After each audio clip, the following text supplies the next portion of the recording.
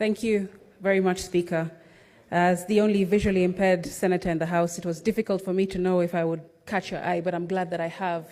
And I thank you for the opportunity to also, with some of my colleagues, oppose this motion. Mr. Speaker, I've heard a colleague use the book of Nehemiah to prosecute her support of this motion. But what exactly did Nehemiah say when he was urged to retreat? What was Nehemiah's decision when people were trying to distract him from his work? Mr. Speaker, Nehemiah said, I am doing a good work and I cannot come down. And that's what Gen Z are also saying to the executive and to members of parliament, that they are doing a good work, standing up, speaking for themselves and for their colleague young men and women who are out in the streets, Mr. Speaker, and they cannot come down. And neither should we in this Senate. How can we go on a recess? Why are we going on a recess? We have just come from a 3-week recess period, Speaker. Why do we need 2 more weeks to reflect? This is a house of reflection, and we have to do it while we're sitting in these seats and when we're speaking in these microphones. That's what we're here to do. Parliament stands to represent its people. Parliament, Mr. Speaker, does not close to run away from its people. I want to urge and persuade those who have not spoken yet to also concur in opposing this motion, not because of disrespect, but because of respect for the young men and women who have lost lives, who are now muted because they cannot speak due to yesterday's horrifying scenes. We can't go home. Are we trying to say that renovations of windows and offices are more important than speaking for bloodshed and lives lost yesterday? We cannot, Mr. Speaker. And I, as a young person, as the first young person speaking to this motion, as a youth in this House, I am speaking for the youth who are outside of this House. We cannot go on a recess. It is wrong, and it would be completely insensitive to do so. Mr. Speaker, darkness fears democracy. I rarely wake up in the morning wishing for my eyesight to be restored, but what a sight to be able to behold. This last week had me aching with desire to see my fellow youth in the most spectacular display of patriotism, camaraderie, and putting up a first-rate masterclass on demanding that governments be held to account for the entire world to see. And yes, they have seen. But unity, Mr. Speaker, has been violently gunned down in the streets, not by men, but by monsters who have no concern for human life. Although this government has demonstrated that lifeless Kenyan bodies are not to take precedence over their punitive finance bill, young Kenyans have looked their oppressor dead in the eye and shown them that when it comes down to the wire, there are only 2 times to be brave: when you feel like it and when you don't. My profound disappointment with the current government and its forceful assault on crowds of innocent youth, Speaker, by its nefarious police officers who have gone rogue on unarmed young citizens peacefully exercising their constitutional right towards an uncaring, a corrupt, and wasteful government in their eyes that has turned its back on them, cannot be emphasized enough, Speaker. The brute force used against young, unarmed protesters reveals the operating system built into the fabric of today's government. And when they kill us, Speaker, they're killing themselves.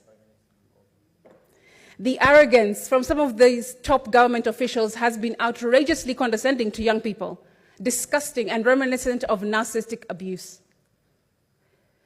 You call us wankers and clueless children of plunderers. Then you say you're proud of us for making our voices heard peacefully. Then abduct defenseless children using state machinery and escalate a peaceful demonstration of young people with phones, twigs, and water bottles in their hands into barbaric scenes of bloodshed. Why don't these policemen punch in their own weight class, Mr. Speaker? That's my question. I've been asking myself, would they come into Parliament and try and abduct or take on Aledama or Lekina? Would they be able to have the balls to come and abduct and violate the safety of Samson Cherargei? They wouldn't, Speaker, because they know that all they're doing is showing a brute force, using their shields and using their armor and using their artillery, pouring it on young defenseless Kenyans. And you know, clinical psychologists will tell you that narcissists will first love bomb you, then they'll manipulate you, then they'll gaslight you into believing their lies, then they devalue you, and finally, Speaker, they discard you once they have what they want. We young people have seen every single stage of these narcissistic behaviors in this government.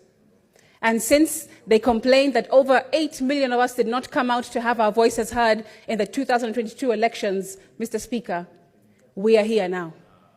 And an estimated 25 million came outside in every corner of the country yesterday to say that we reject this finance bill because we would rather die on our feet than live on our knees.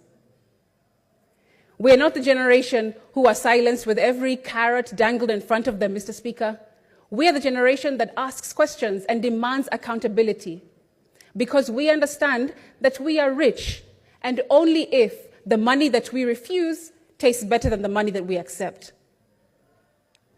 Gone are the days, Speaker, when governments can rely on using methods to numb their people through controlling the media, through controlling education, and controlling the church, which used to be houses of God, and now have turned into dens of thieves. So, Mr. Speaker, we're saying as young people, go ahead, push that narrative all you want about our international financier. That's a scapegoat, because you won't find one. Unity is our financier. Liberation, passion, justice, anger, disillusionment, and dissatisfaction are all our financiers. This is the reason why I oppose going on recess, Mr. Speaker, especially at such a sensitive time in our country. Mr. Speaker, this finance bill is without a doubt designed to be esoteric. I believe that it's relied upon for citizens not to understand this document in full. The Prime Cabinet Secretary said a few days back, if the finance bill 2024 fails to pass, the implications are serious. It could result in a complete shutdown of the government and signal a vote of no confidence from the public. These and many statements, Mr. Speaker, are being peddled by government officials, and none of them are true. They tell the public how ominous the failure of the passing of the bill will be, but that's not true. Yet, Mr. Speaker, if the bill were to pass without the consent of the people, it will split the entire nation, and that's not all we want to see. Mr. Speaker, the President still has an opportunity to not put pen to paper. The Constitution clearly says that he has 14 days to assent to any bill that comes from Parliament, and he can still, right now, today, in this moment, decide not to sign this bill into ascension. Mr. Speaker,